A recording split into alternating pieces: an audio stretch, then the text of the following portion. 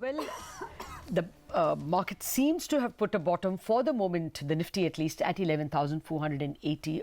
All the major stimuli for the market have come and gone, elections and the budget. We are now staring at an earnings season that may not be very positive. So where do we go in terms of big stocks and mid-cap stocks from now to end of the year? Bharat Iyer, head of India Equity Research at JP Morgan, joins us. Good morning, Bharat. Thank you very much for dropping by in the studio. That is the first question. All the bad news is in the price, one would think. So with all this stimuli, income transfer, rate cuts, NBFC package, is the second half, once again, the traditional question, is it likely to be better? I think we'll see a gradual improvement from here. I think, GDP growth perhaps bottomed out in the fourth quarter of fiscal 18 at about 5.86%. And I think if you're looking at fiscal 20, I think, GDP growth should come in at about 6.5%. So we believe that there will be a recovery. It'll be gradual. Okay, Bharat, good morning. What's the risk to that call? Because, there have been many times when we think the second half is going to be better, it actually turns out to be worse. So what would be the risk to your call? Well, from a local perspective, I think, what one can really think of is the monsoon. I mean, it's been a bit volatile. It was 40% behind normal. It's now 20%. So you want that to, pan out at reasonable levels. And from a global perspective, I can think of two risks. Crude oil is on the uptrend again, and it's at about $67. If it crosses $70, $75, it can put a lot of pressure on the macro. And the other thing I'd also point out is, you need the global financial environment to remain clement at this point in time, because we're perhaps looking at the investment cycle in India finally picking up in about 2 to 3 quarters, but we obviously don't have all the money to fund it, and we'd appreciate as much of the money that can come in as possible, and you don't want the global financial environment going for a toss at that point. Okay, Bharat, hi, good morning. IT was the place to hide over the last 6 to 12 months, but now there are chinks in that armor as well. TCS has reported slower growth, Gartner, ISG talking about lower spends, etc. What do you do here? Well, as far as IT is concerned, Sonia, we have a neutral stance on the sector. We believe that growth is still okay. I mean, it's not as good as one would have liked it to be, but it's it's got stable growth prospects, and it's quite a defensive in this kind of environment, given the visibility we see. The only issue is valuations are a tad expensive, but that gets offset by the fact that companies are typically very shareholder friendly and return a lot of cash. So within the exporters, the call we have is we are neutral IT services, whereas we are underweight healthcare.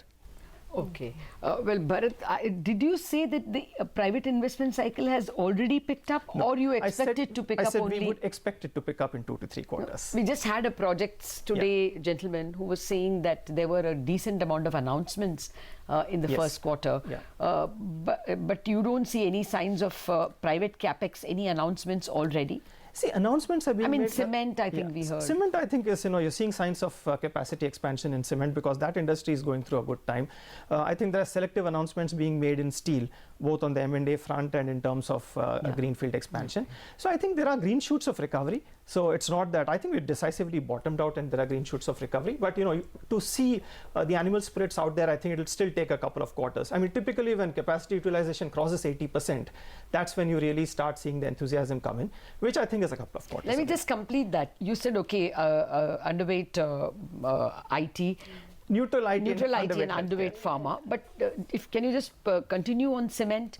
How are you all placed in that and the entire affordable housing space and the announcements made? Cement is a big overweight for us, Lata. It's been for some time now. Basically, you have a combination of positives. I think demand's been doing very well because cement is in the sweet spot of all the government's priority infrastructure programs, be it highways and roads, be it affordable housing, particularly in rural India, and now increasingly water. I think that's the big theme for the next 2 or 3 years. And cement is something that caters to all these areas. Utilization levels have been picking up. Input costs are under control, and I think pricing is now proving to be sticky. Price increases are sticking out. So I think they are in a sweet spot. Okay. Just getting back to the broader market, what's been the feedback from the FI community? And we've seen some selling over the last few days. You reckon India would perhaps remain a sort of an underweight market from the foreigners' point of view? No, Anuj, I think, if you look at emerging market investors on aggregate, they're currently running a neutral position on India vis-a-vis the benchmark. India has a weight of about 9%. They're at about 9.2, 9.3%. And I guess, there's actually a case to be made for them to go overweight on India at this stage. Because, what you see is, the crux of the global issues really is, trade wars and issues surrounding that.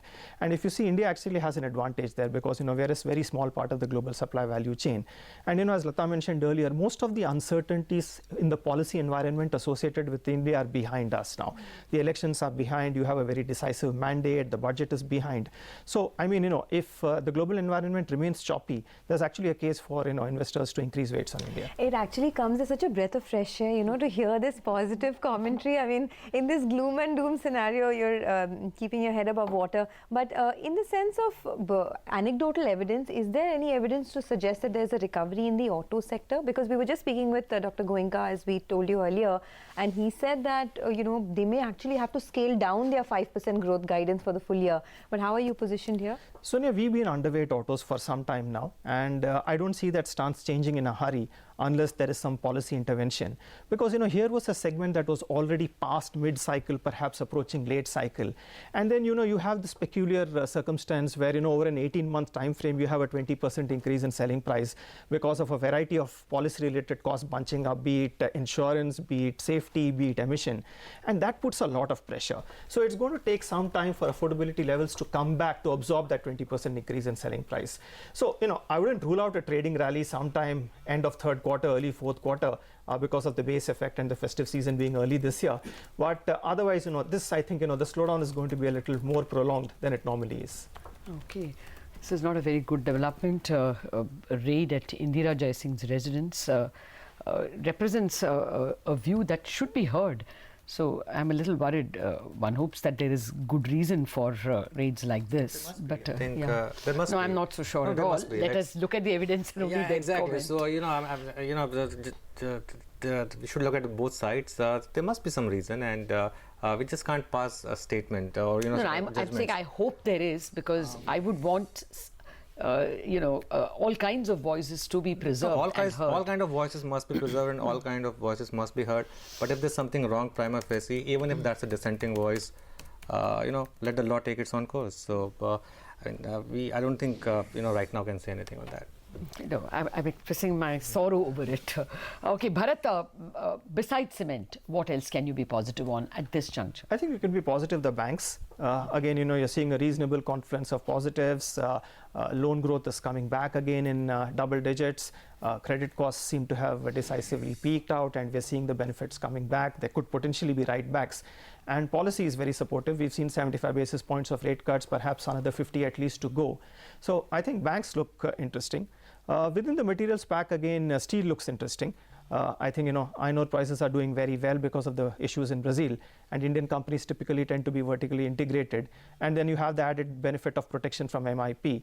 And again, select sectors that are contributing or, that are catering to the government's infrastructure programs, be it some construction companies, be it some infrastructure companies, the utilities. I think most of them look good in terms of valuations. Okay, by the way, the stock in focus now is Interglobe Aviation. Look at that, almost a 10% slide is what you're seeing on top of the 10% fall that we saw yesterday. And almost 50 lakh shares are being traded. It's not even 10:30 this morning. Bharat, on aviation, whatever has to go wrong is going wrong in this sector. In any case, there's no money being made by these companies, and now you have these promoter issues. You finding any opportunity here, or would you stay away? At the sector level, Sonia, aviation looks interesting. Because, India is still a very underpenetrated market, and we are a large heterogeneous country. So, the demand potential is immense. And what you also have seen is meaningful supply has been taken out of the market. So, I guess, for incumbent players, it actually represents a very good opportunity, both from the near-term point of view and from, the structural point of view. Yes, as you mentioned, there are promoter-related issues in some companies. But, if they get sorted out, I think, there is an investment case there. Okay. And the other pocket that the market is worried about are what we've been talking, the overvalued stocks. We saw Titan finally fall, and the day before Bajaj Twins fell. Are you already seeing them as value stocks, or do you think that they will have to correct before? No, Sonia, no, Lata, I don't think they fall in the value bucket. They decisively fall in the growth and momentum bucket. And yes, I mean, they're still very good compounding stories. Yes, they were priced for perfection, and so a minor disappointment leads to a disproportionate sell-off. But they still remain very attractive growth and compounding stories. Okay. Basically, NBFCs, I mean, you spoke about banks. NBFCs, any reason to buy? Is there a men from the boys separation which makes the men that much more valuable? That's already happening, Lata. See, we've discussed this in the past. In our view, it's never been a systemic issue.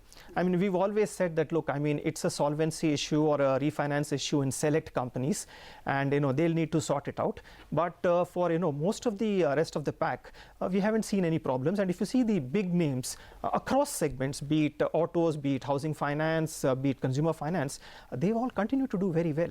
Okay, so where are we now in this market cycle? I mean, do you see this market sort of range bound around these levels? Are we in some sort of because the mid caps feel like a crunching bear market is underway, but what's your own prognosis?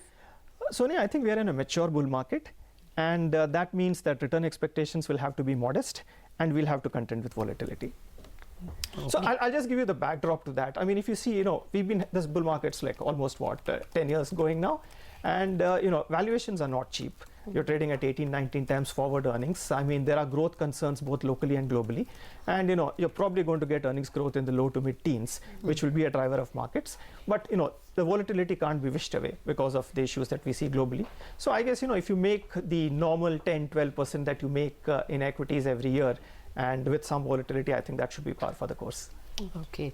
Sajid has not been at the forefront of calling for rate cuts. But what are you all penciling in? And do you think this year debt is going to be more attractive than both debt and credit? I think you haven't spoken to him in the recent past then, because he's calling for a minimum of 50 basis points in rate cuts, and with perhaps the potential for more. So yes, I mean, remain quite constructive there. Yeah, I guess as I said, debt and equity, the portfolios will have to be balanced, because if you're going to see another 50 basis points in rate cuts, then there is a argument to be made in favor of debt, particularly given the lower levels of volatility and risk there. So portfolios on balance, will have to be balanced across the asset classes rather than taking a one-way swing towards equities. And the one-way swing in the market, whatever gains we have been in favor of the large caps, and the mid caps have not been party to the very minor party. What can be the mix now? Do you think this will continue, this divergence in favor of large caps and the larger large caps? I think basically, my view would be that large caps perhaps continue to outperform the mid caps for some more time. It's not that value is not emerging in mid caps, but if you're looking at it in terms of a broad asset class, perhaps large caps outperform, because mid caps typically tend to need a very meaningful economic tailwind to push them, and we are still not in a beta economy. So I think the case is still for large caps to continue to outperform. And we were talking about equity versus debt. What about cash? I mean, I hear more and more people advising raise your cash levels. Your view on that? Well, cash, I guess, it tends to be a very personal call based on, one's expenditure profile. But so, I guess, that's the way I'd view that decision. But yes, as for the rest, I'd have a more balanced portfolio now. Okay. Bharat, it's always a pleasure speaking with you. Thank you very much for dropping by in our studios and kind of cautiously being optimistic that the second half could be good, especially if we see a little bit of the investment cycle that you speak about pick up. We take a break on that note. We're going to come back and get back to the sector, get back to our sectoral analysis, our quarterly offering, quarter se quarter tak, the sector in focus, banking.